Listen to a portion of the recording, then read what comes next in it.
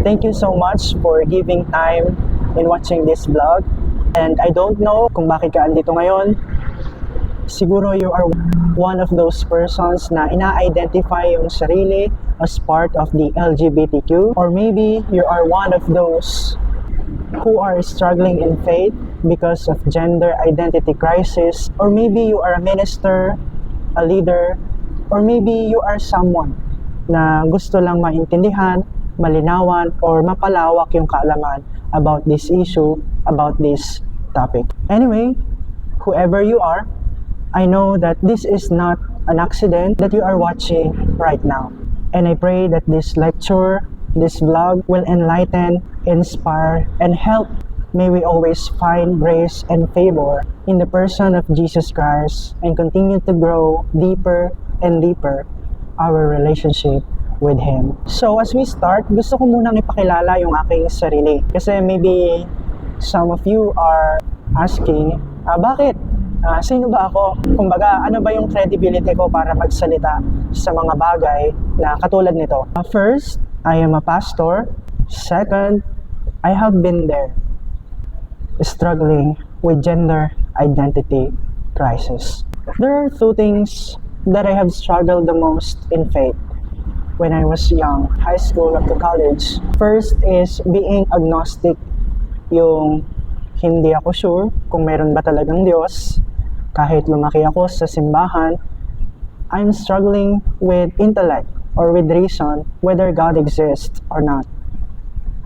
And the second struggle in my faith is this, the gender identity crisis. Looking back from the past, it was painful. Hiding, denying, and searching for the truth. As I struggled with this, I felt no space to open up. Bakit ganito ako? Bakit nararanasan ko yung ganitong bagay? Bakit out of all people, ako pa yung nakakaranas ng ganito? Bakit ako pa?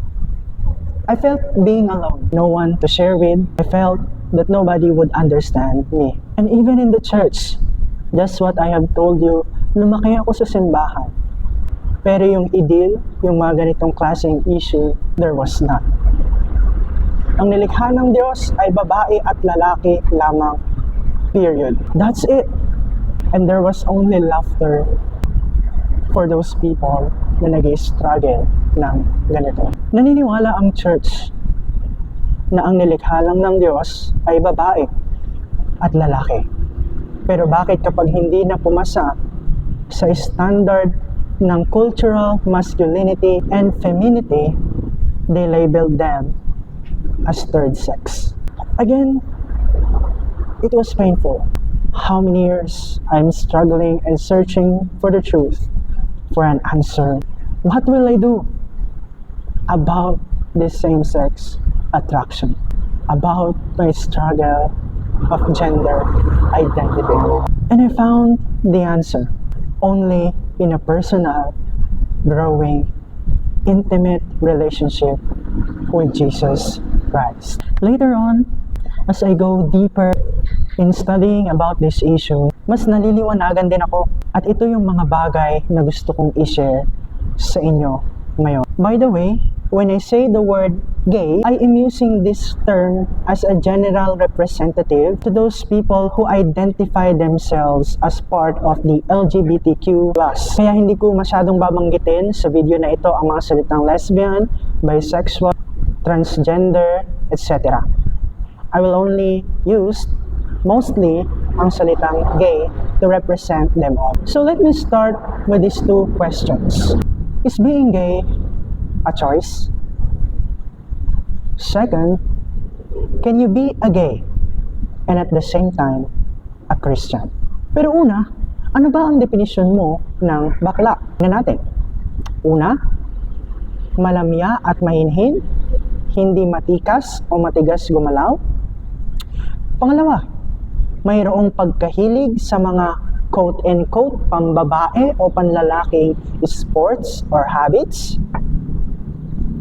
Pangatlo, mayroong attraction sa kapwa lalaki or babae. Pang-apat, ginagawa ang mga pambabaing bagay tulad ng cross-dressing, pakikipagrelasyon sa kapwa lalaki or babae, or pakikipag-sex sa kapwa lalaki o babae. Pero paano kung malamya at mahinhin, pero ang attraction ay sa opposite sex? Paano kung matikas at matigas gumalaw, pero ang attraction ay sa same sex? May hilig sa mga pambabae or panlalaking sports at habits, pero ang attraction niya ay sa opposite sex. I believe, mga kapatid at mga kaibigan, one of the major issues here is our definition of what being a gay is. Dito nagkakatalo ang mga tao. Is being gay a choice? Some says yes, some says no. Why? Dahil magkaiba ang definition nila kung ano ba ang pagiging isang bakla. For those people na nagsasabing yes, being gay is a choice, pinipili ang maging bakla kasi ang definition nila ng pagiging isang bading ay mostly associated sa actions. Tulad ng pagkilos, pagdadamit ng pambabae or panlalaki, pakikipagrelasyon sa kapwa lalaki o babae, at pakikipag-sex sa kapwa lalaki o sa babae. Kaya nasasabi nilang being a gay is a choice. Tama nga naman, di ba? Pwede nating piliin yung mga actions o kinikilos natin. While on the other hand, sa mga nagsasabi na hindi pinipili ang maging bakla, it is because ang definition nila sa pagiging isang bakla, especially sa mga nakaka-experience ng gender identity crisis, ang definition ay based on feelings, based on attractions. They were attracted to the same sex or same gender. Kasi you know what? Yung feelings o yung ma-attract ka sa kapwa mo lalaki o babae, that is unchosen. Hindi nila yon pinili, hindi namin yon pinili. I have never heard of anyone is struggling with gender identity crisis na pinipili nilang ma-attract sa kapwa nila. It just happened one day from nowhere, hindi namin alam kung saan. That's why kung ang definition ng pagiging gay ay based sa feelings or sa attraction, it's a no. Being gay is not a choice. Nakikita nyo ba, mga kapatid at mga kaibigan, yung gusto kong iparating? How we define words is very important in conversation. How do you define being gay? And the reality is that yung secular world, kapag sinabi nating secular, ito yung outside the church, outside of the spiritual or religious realm. Ang definition ng secular sa pagiging gay is based on feelings and attractions. Kaya napakaraming lumabas na terminologies about gender and orientation tulad ng bisexual, attracted sa parehas na kasarian. That's the thing. Feelings has become part of our identity, which I think and I believe is wrong. And sadly, yung influence ng idea ng secular world ay napakalakas sa loob ng simbahan. Inadopt natin yung definition ng secular world na ang pagiging gay ay based on feelings or attractions, which I think, again, is wrong. Let us go back to our example. Kung number 3, ang definition mo ng pagiging isang bakla, mayroong attraction sa kapwa lalaki o babae or based on feelings, ibig bang sabihin, kung nakakaramdam ka ng gutom, dapat ka bang tawaging gutom as a noun? Meaning, ikaw mismo yung gutom. Kung nakakaranas ka ng depression, dapat ka bang tawaging depressed as a noun?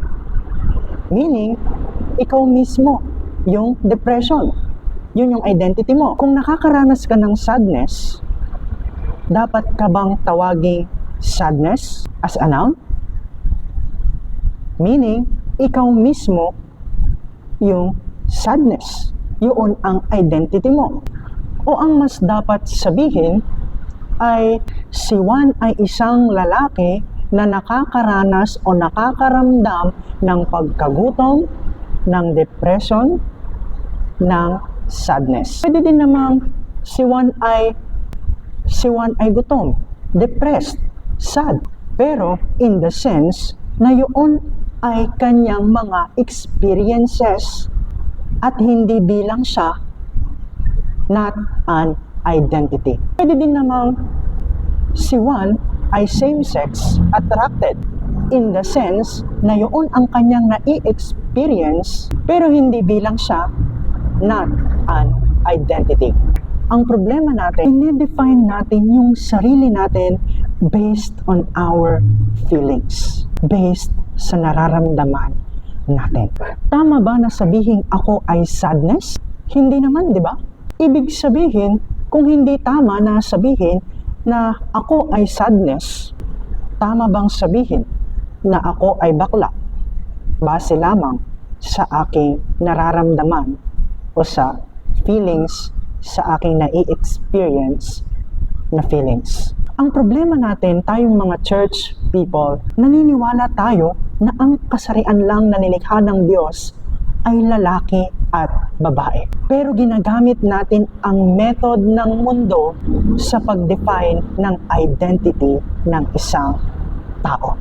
Kapag dinefine mo ang isang lalaki na bakla dahil sa kanyang feelings o sa kanyang nararamdaman, dahil attracted siya sa same sex, you are not being biblical. You are thinking how the world thinks. Pero kung i-define mo ang pagiging bakla sa point number 4, ginagawa ang mga pambabaing bagay, pagdadamit, pakikipagrelasyon at pakikipag-sex sa kapwa lalaki or babae, you are being biblical. Why? Dahil ang pagiging bakla sa Bible ay isang verb. It is an action and it is not about feelings. Kaya nga makikita natin sa mga translation ng Bible, halimbawa dito sa 1 Corinthians 6:9, effeminate sa KJV translation, meaning of persons and their mode of living. While sa ESV, ginamit ang translation na practicing homosexuality. Samantalang sa NIV, sabi doon, men who have sex with men. It is a verb.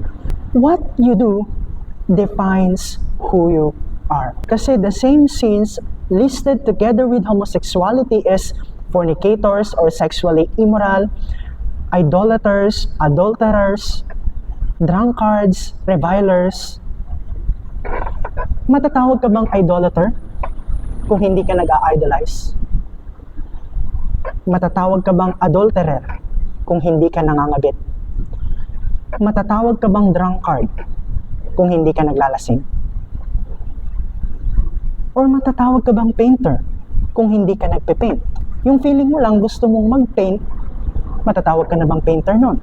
Matatawag ka na bang gamer kung hindi ka naman naglalaro? Yung feeling mo lang gusto mong maglaro, pero hindi ka naman naglalaro, matatawag ka na bang gamer? So bakit mo tatawaging bakla o bakit natin ina-identify ang isang tao na bakla o gay based on feelings kung hindi naman niya ginagawa yung mga bagay na pang bakla? Ano ba kasi ang kabaklaan na sinasabi sa Bible? Here, cross-dressing, yung nagsusuot ka ng pambabae o panlalaking damit with the intention or with the heart motivation na feeling mo ganun ka, and relationship at sex sa kapwa lalaki o babae, whether in thinking, in word, or deed.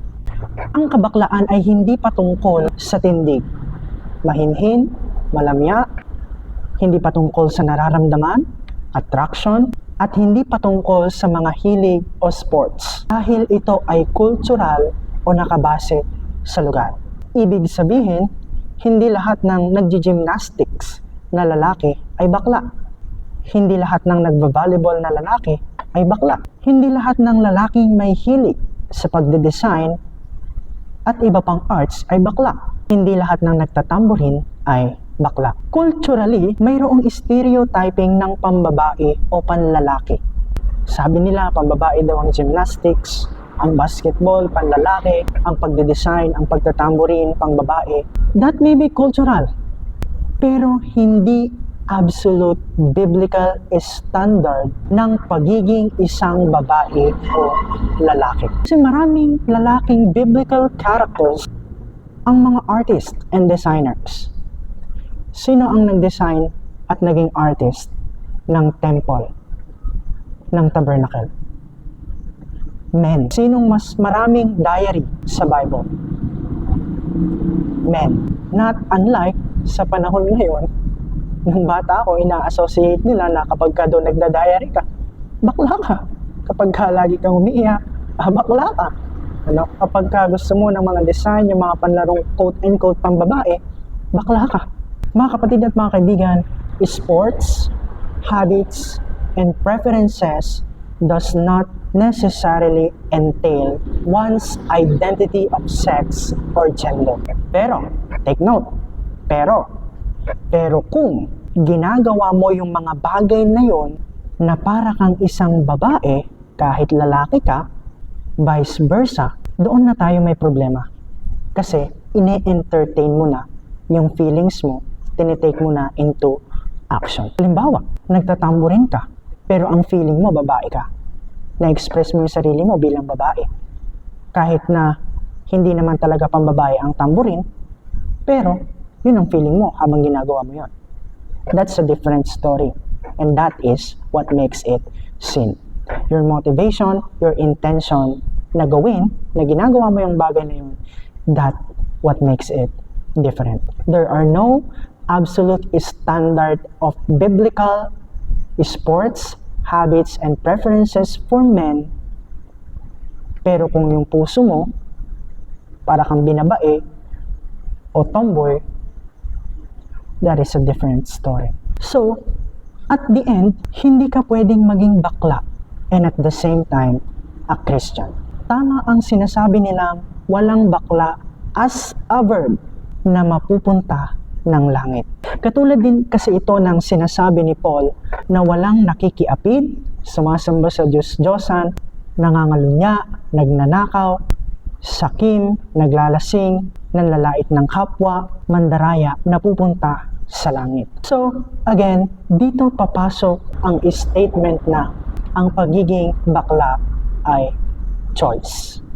Being a gay is a choice. If what you mean by being gay is a verb. And again, the biblical definition of being a gay is not about feelings, but it is a verb, whether in thought, in word, or in deed. Now, ang salita kasi na gender at sexual orientation ay mga modern terminologies. Kapag sinabi nating gender, ito yung feeling mo kung ano ka, regardless of your biological sex. Kapag naman sexual orientation, it is about attraction, either heterosexual, straight, or homosexual, ang attraction sa kapwa lalaki o babae, or bisexual, parehas na attract sa kapwa lalaki or babae. Now, kung i-define mo ang isang tao na bakla based on orientation o attraction, then it is okay to be a gay and at the same time a Christian. As long as hindi niya ginagawa yung mga bagay na pang-bakla. Kasi the Bible is silent on these terms. Ito ay mga modern concepts and terminologies. Kaya kung i-define mo ang sarili mo o i-identify mo ang sarili mo as a lesbian, gay, bisexual, which I do not encourage you to do, pero kung hindi mo naman ginagawa yung mga bagay na pangbakla, then it is okay It is no longer about semantics anymore o yung pagpapakahulugan ng mga salita. It is no longer about your label. Hindi na importante kung paano mo i-label ang sarili mo, basta ang importante sa iyo ay lumalakad ka sa kalooban ng Diyos, sa kabanalan, sa katuwiran, at hindi sa makamundong paraan. Pero I suggest, don't call yourself a gay or a lesbian, bisexual, kung ang ibig mo lang sabihin ay attraction or feelings. Dahil unang-una nga, hindi ganoon dinidefine ng Bible ang pagiging isang bakla. Pangalawa, baka maging dahilan pa yan na mas matempt ka na bumalik sa dati mong gawain o gawin yung mga related na bagay sa pagiging gay. So at the end, kung ang definition mo ng pagiging gay ay based sa attraction or sa feelings, tama ang sinasabi nilang hindi ko choice maging gay. Being gay is not a choice. Dahil walang tao na ginusto na ma-attract sa kapwa lalaki o kapwa babae. So, mayroong bakla na pupunta sa langit kung ang ibig nating sabihin sa pagiging bakla ay based only on our attractions or feelings. Remember na lahat ng tao dumadaan sa mga temptations and trials. No one is exempted. Magkakaiba lang. At ang dyablo, tinitempt niya ang tao na gumawa ng kabaklaan tulad ng pagtitempt niya sa ibang tao na maglasing, magbisyo, gumawa ng masasamang bagay, etc. Pero by God's grace, ay makakaya nating sabihin na no. No to temptations at magpapatuloy tayo sa kalooban ng Diyos sa pamamagitan ng kapangyarihan ng banal na Espiritu. Totoo na mayroong mga nawawala ang same-sex attraction along the way. Pero hindi lahat. It is one-sided to claim na kapag Kristiyano ka na, mawawala na yung attraction mo sa kapwa lalaki or babae. Totoo na mayroong mga testimonies na bigla na lang nawala yung kanilang attraction to the same sex or same gender. Meron naman yung iba na unti-unting nawawala at meron naman yung iba na lifetime nilang nararanasan yung ganoong klaseng attraction, pero they are faithful to the Lord. Hindi nila ginagawa yung mga bagay na kasalanan sa harapan ng Diyos. Some are living in celibacy, yung walang asawa, yung nananatiling single. Meron naman yung mga tao na still attracted sila sa same sex, sa same gender, pero married sila. And as for my story, up until now, I still have the struggle of same-sex attraction, with all honesty. Pero hindi na ito katulad ng dati na parang ang lakas o parang na-identify ko yung sarili ko as someone like them. And I do not want myself to be identified as a gay or bisexual because of my feelings or attractions. Because I find it uncomfortable. And just as I told you, it's unbiblical. And I'm looking forward and praying for a woman to be my lifetime partner. And if you will ask me how I did, how do I overcome when I am being attracted to the same sex or same gender, again, I tell you, katulad ng sinabi ko noong una, it is my personal, growing, intimate relationship with Jesus Christ. My devotional life, my prayer life, sa mga temptations concerning this issue, I go to God in prayer with all honesty and open heart. Iiyak sa Panginoon, then remembering and meditating on His words. Kung nasa public, same.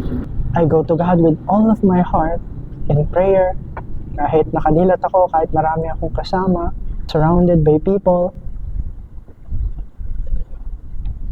I pray in my heart, in my mind, and I divert my thoughts, my thinking on God's Word. Kaya napakahalaga ng memorizing and meditating on Scripture.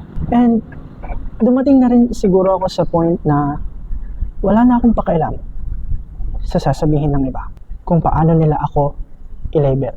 Because I care the most is my relationship about Jesus, to testify, to be a salt and light, exalt Jesus and not myself. Basta ang pinakamahalaga sa akin ay ang identity ko sa Panginoon. I am loved, I am a child of God, I am forgiven, I am cleansed, and being cleansed, I was blind, but now I see I am His masterpiece. I am who I am in Christ.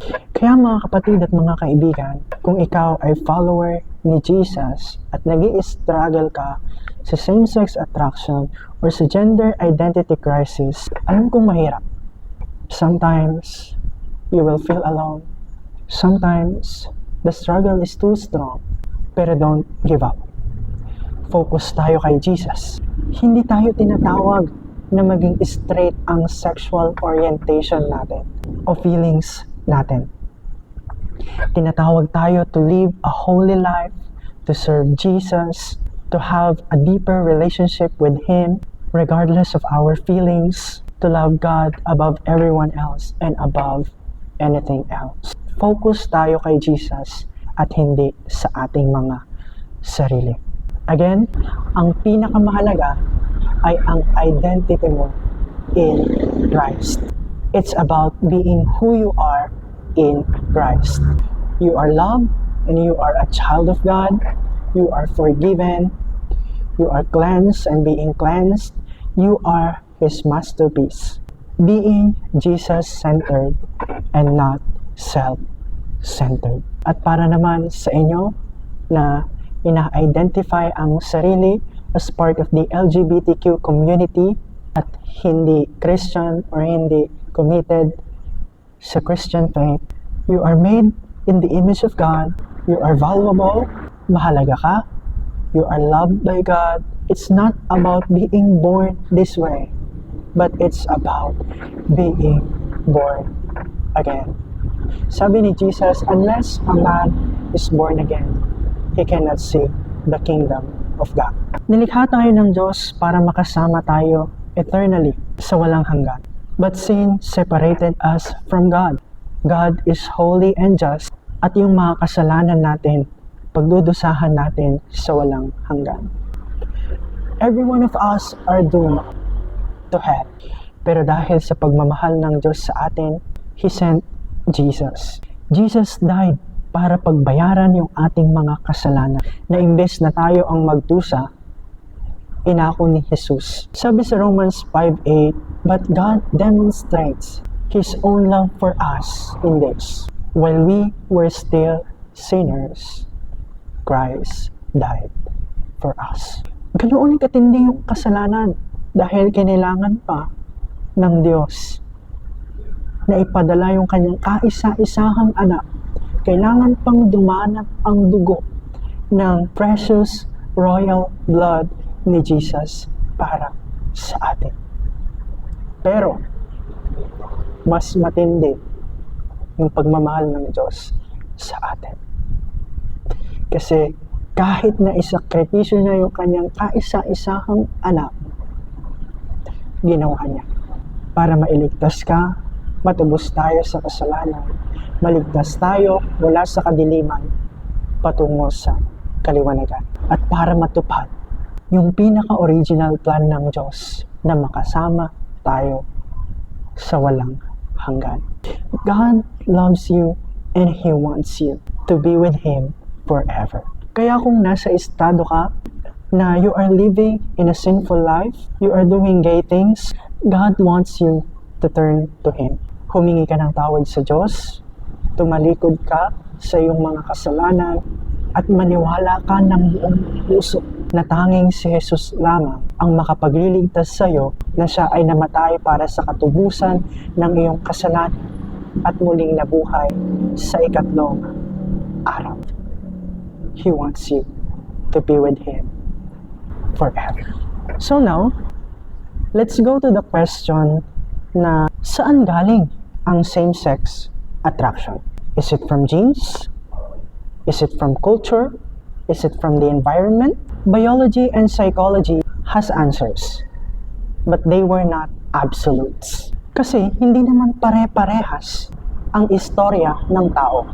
When it comes on psychology, ang ilan daw sa mga dahilan kung bakit nagiging bakla ang isang tao kasi either mas close siya sa kanyang nanay or nag-abroad yung mother o kaya malupit yung tatay, lagi niyang nakikita na ina-abuse yung nanay, kaya yung pagpili niya sa identity niya ay ayaw niyang maging lalaki, etc. etc. Those are good theories. At pasok, nagmamatch sa experience ng iba. Pero sa iba, hindi. Because they were not absolutes. And when it comes on biology and genetics, kung galing ba sa genes, kung bakit mayroong same-sex attraction, biology and genetics don't agree. I want to play a video for you, and this is also from here in YouTube. And it is a study presented by Dr. Christopher Yuan. Alalagay ko na lang yung link sa description box para sa disclaimer. Kung gusto niyo siyang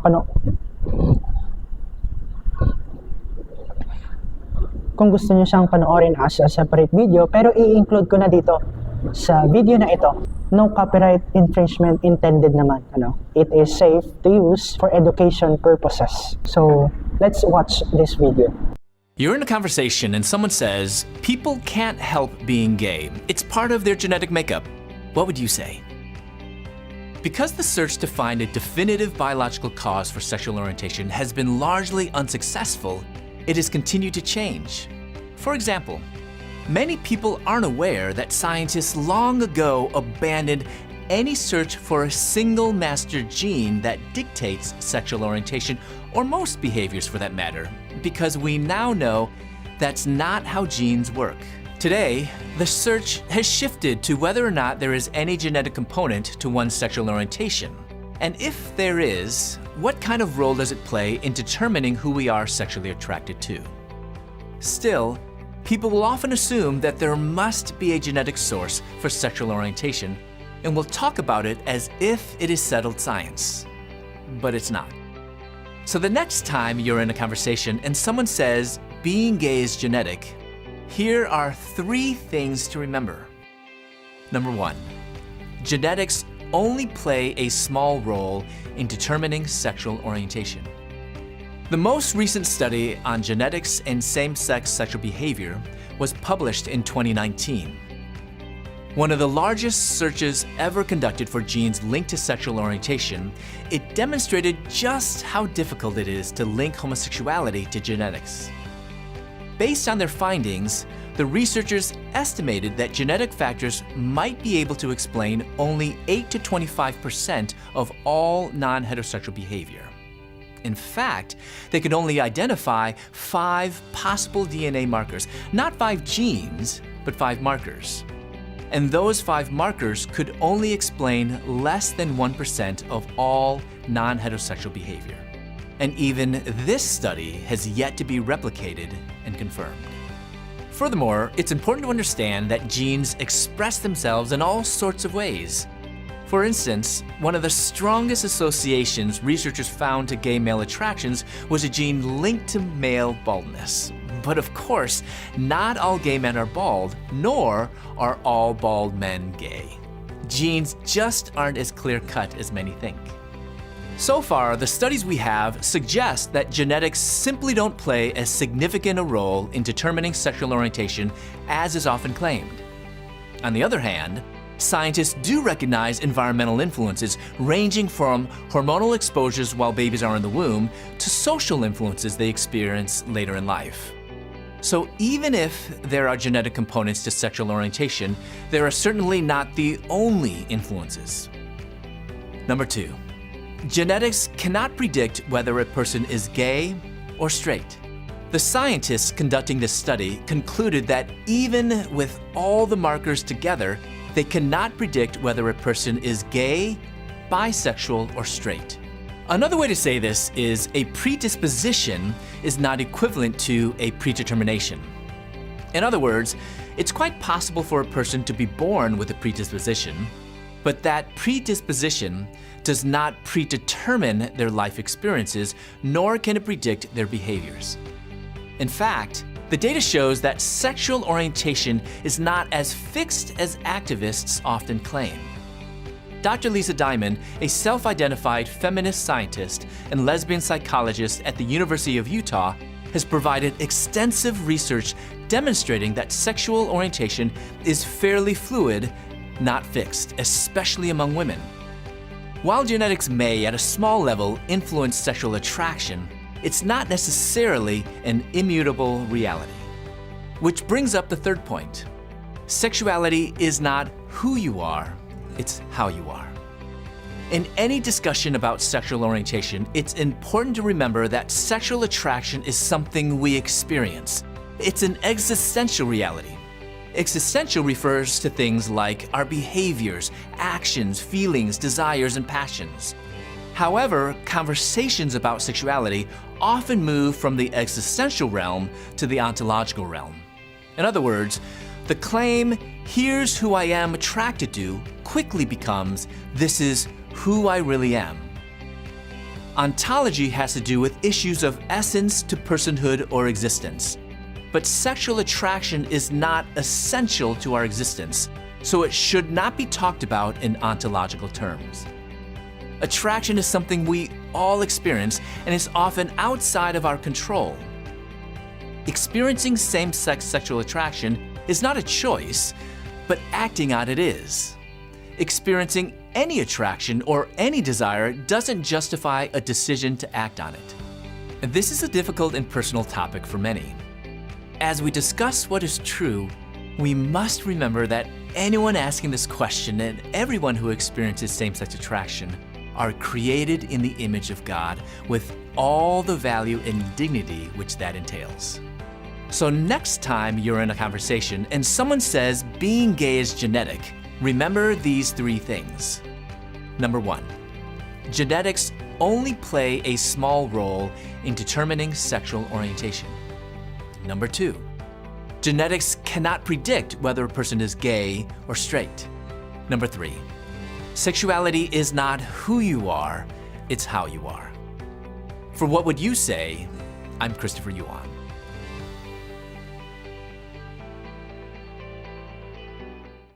Si Christopher Yuan, isa siya sa mga gusto kong i-recommend na pakinggan ninyo, panoorin ninyo dito sa YouTube, o pwede din yung kanyang mga libro.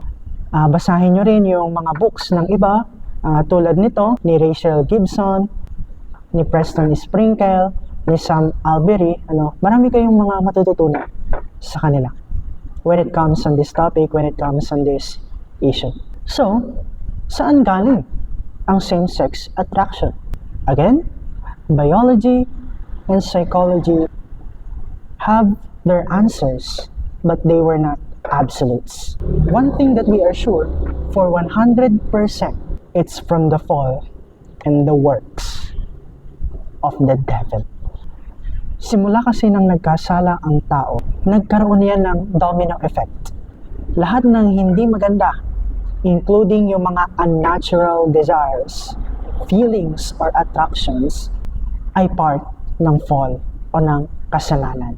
Pero hindi dahil nakakaranas ka o tayo ng same-sex attraction, mas fallen tayo kaysa sa iba. No. Always remember na lahat tayo nag-i-struggle sa iba't ibang temptations and trials. Pero by God's grace, we can always overcome. So how about the intersex? Yung dalawa yung ari nila, o yung mga taong hindi tugma yung kanilang genitals o yung panlabas na ari doon sa kanilang hormones or chromosomes. Naalala nyo yung ilang issue sa Olympics? Yung babae sila, pero yung chromosome nila ay XY, panlalaki. Paano yun? At minsan, isa ito sa mga ginagawang argument o reason o pagja-justify na talagang mayroong tinatawag na third sex. However, let me just quote from Dr. Preston Sprinkle. Let me read to you. I find it more helpful to say that such people intersex Beautiful people created in God's image and worthy of respect, value, are a blend of the two biological sexes rather than third sex. It may sound like I'm splitting hairs, but I think this is more than semantics. When the Bible and science talk about humans as sexed creatures, they recognize two categories of sex, male and female. Though some intersex people embody traits from both categories, there are still only two categories of sex. No intersex person has an innovative new sex organ called a Plankerton or whatever that is neither penis nor vagina, neither male or female. Sa makatuwid, it is not a justifiable claim for third sex yung mga intersex. Kasi there are only two categories of sex, two genitals, penis or vagina.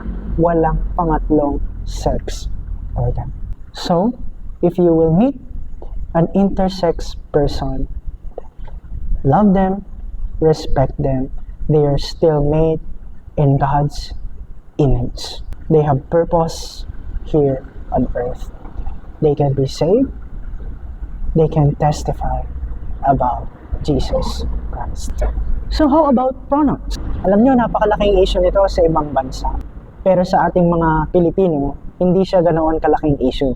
Hindi ganoon ka-big deal kasi Tagalog yung language natin. At hindi English. Hindi pure English. Diba? Kapag nakikipag-usap tayo at nagre-refer tayo o nire-refer natin yung isang tao, diba? Hindi naman tayo gumagamit ng he or she, her or hers. Kasi ang ginagamit natin ay siya, sa kanya.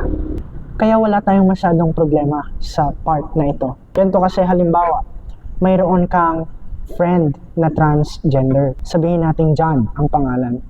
Tapos, nagpunta siya sa tindahan. Tinanong ka ngayon ng isa mong friend in English, where did John go?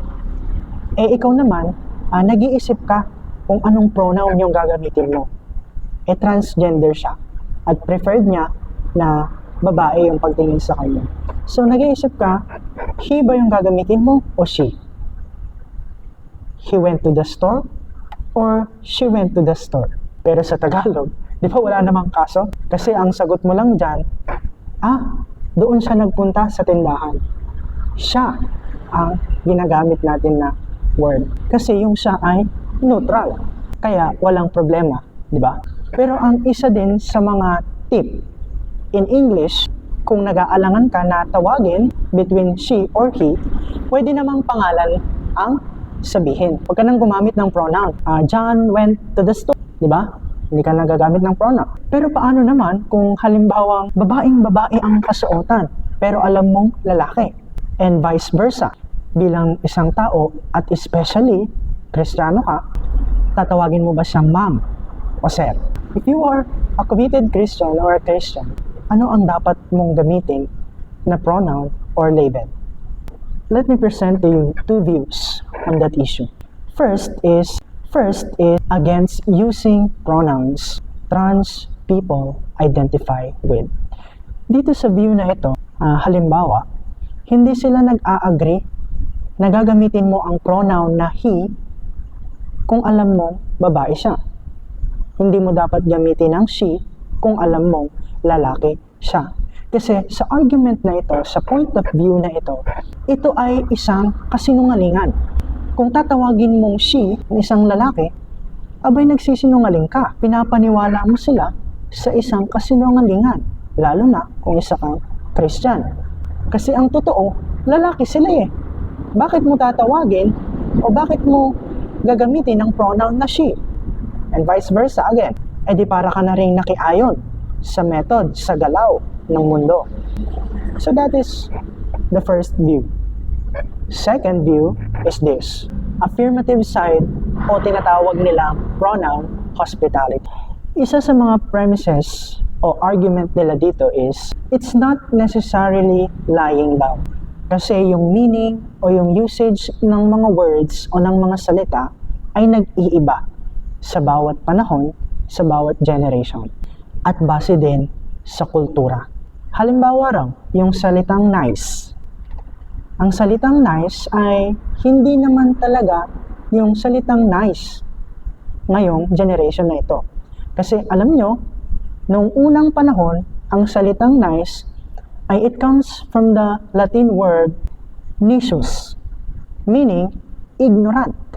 Kaya sa loob ng ilang daang taon, hindi nila ginagamit yung nice na salita as a positive word. Ngayon na lang na panahon na ito.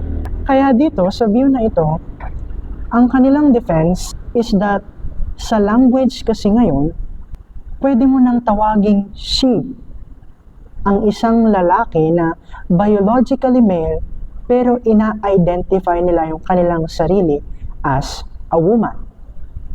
That's the language now. Kaya okay lang at hindi ito necessary lying. At dito din sa point of view na ito, bilang isang Christian, para bang imimit mo sila kung nasaan sila. Na parang hindi masyadong mahalaga yung mga salita. Basta yung intention mo is to meet where they are until mabuild mo yung respect, yung relationship, hanggang sa ma-share mo na yung gospel, yung mabuting balita, yung katotohanan. Na from this sinful lifestyle, at kapag tinanggap nila si Kristo sa kanilang mga buhay, magbabago rin yung kanilang preferred pronoun hanggang mamuhay na sila sa katotohanang biblically. Hindi ko alam kung saang view kayo nag-agree o magsaside. Pero ako personally ay parehas silang may point and truth. As of now, hindi pa naman ako nakaka-encounter ng mga ganong senaryo o experience. Kung tatawagin ko ba siyang ma'am o sir, kahit alam ko na siya ay ganito pero iba yung kanyang kasuotan.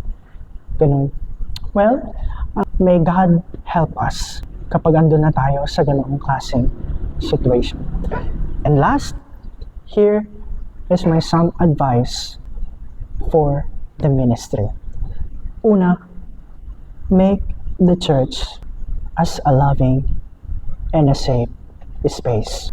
Gaya ng sinabi ko kanina, I have never felt the church to be a safe place to open up. Kasi andoon yung stigma, nandoon yung stereotyping, nandoon yung pagtatawanan ka, gagawin kang katatawanan kasi iba kang kumilos. At hindi yun nakakatulong. At one of the things then, kung bakit parang hindi naging safe and open space ang church about this issue, kasi hindi naman siya pinag-uusapan openly. At kung hindi ito pinag-uusapan openly, mas pipiliin nila na manahimik na lang at kimkimin yung struggle nila. You know what, mga kapatid at mga kaibigan, they are struggling. They are looking for answers. They want an authentic community that cares and have compassion for them. At kung hindi yun maibibigay ng church, saan nila hahanapin yun? Hindi ba sa labas? Sa secular, sa world. Sa secular, sa makamundong mga bagay at ideologies. Kaya nga sa ating mga churches, sa ating mga denominations, we have to be brave to talk about this issue. Discuss it.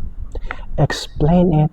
Kasi kung hindi nila matututunan at malalaman yung mga ganitong klaseng bagay sa loob ng simbahan, iba yung matututunan nila, iba yung magtuturo sa kanila. Ang mundo, ang magiging sandigan nila, sanggalang at magiging teacher nila sa ganitong klaseng bagay. So make the church as a loving and open space. Second, build your relationship with them. Lalo na sa panahon ngayon ng digital age, napakahirap mag-ministry sa mga kabataan. At lalo na sa ganitong mga klaseng issue.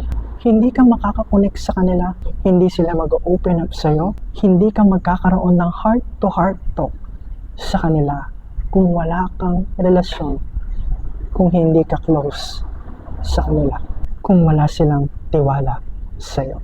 And it takes time. It really takes time. It's hard.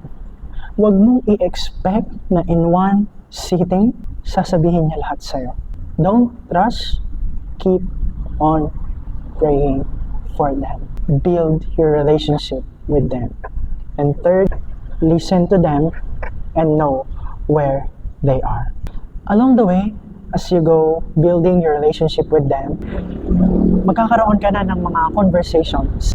And you know, ang isa sa pinakamalaking maiaambag mo sa buhay nila ay yung makinig ka sa istorya nila.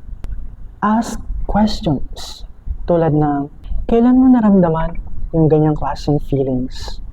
Pwede mo bang ikwento kung saan yan nagsimula? Kung sa 100%, ilang percent yung attraction mo sa kapwa mo lalaki o babae? And then, just listen. Let them tell their story. Read between the lines, show compassion and interest. Know where they are.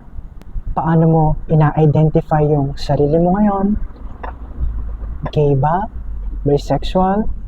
Ano yung paniniwala mo sa ganyan? Kamusta naman yung personal relationship mo sa Panginoon? Kamusta yung faith mo? Nakaka-apekto ba yung gender crisis mo sa faith mo? Listen. Ask questions that touches the heart. Listen to them first. Saka ka na mangaral, saka ka na mag-exhort, saka ka na mag-lecture. Kasi alam mo, sa tao, hindi ka nila papakinggan kung wala kang interes na pakinggan sila. Listen to their story first. Listen to them and know where they are. And last, always point them to Jesus Christ.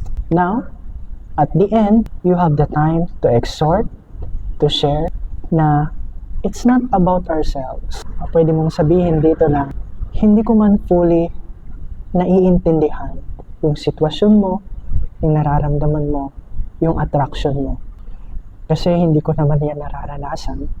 Pero alam mo, andyan si Lord, andyan si Jesus, andyan si God, yung lumikha sa atin, at alam niya ng buong buo yung pinagdadaanan mo, yung ikaw. He understands you fully. Always remember na our personal relationship with Jesus is the most important thing. It's hard, it's painful, pero along the way, as we obey and follow Jesus, sa tulong ng Panginoon, kakayanin natin yung mga temptations and trials.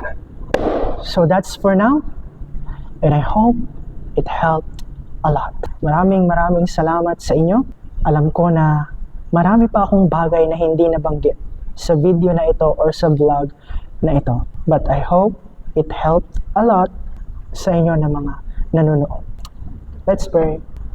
Our Heavenly Father, we give you the highest praises and glory. Thank you, Lord, for giving me the chance and privilege to share my learnings, to share my testimony, to share everything about this topic, about this issue. And thank you, Lord, for the people na nanonood. Hindi ko alam kung sino sila. Hindi ko alam kung ano ang kanilang struggle. Siguro, ang iba sa kanila, nag-struggle sa gender identity, nag-struggle sa kanilang faith dahil sa kanilang gender identity. And I pray, Lord, help them. Tulungan mo sila, Panginoon. I pray na they will keep on encountering you personally every day sa kanilang mga buhay. Na Lord, it's not about our feelings, but it's about our personal relationship with you. Na Lord, always remind us na you are enough for us. Na we have to love Jesus more than our struggle, more than our feelings and attractions. Na Lord, what you want for us is to live a holy life. It's not about us, but it is about you, about Jesus. Panginoon, maybe ang iba, they are ministers, workers, leaders in the church na nagsisik ng help on how to minister sa mga nag-identify as LGBTQ. I pray, Father, continue to help us in ministering to those people. Help us to treat them the way you treat us, to be loving, O Lord. Loving and yet truthful. Help us to connect with them and help the church in fighting against this issue, against the sin of homosexuality. Father, use this video, use this vlog to help more and more people, especially Filipinos,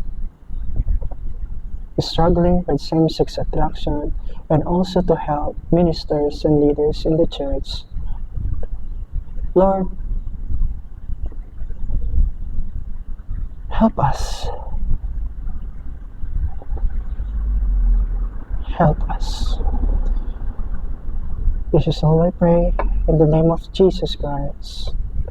Amen.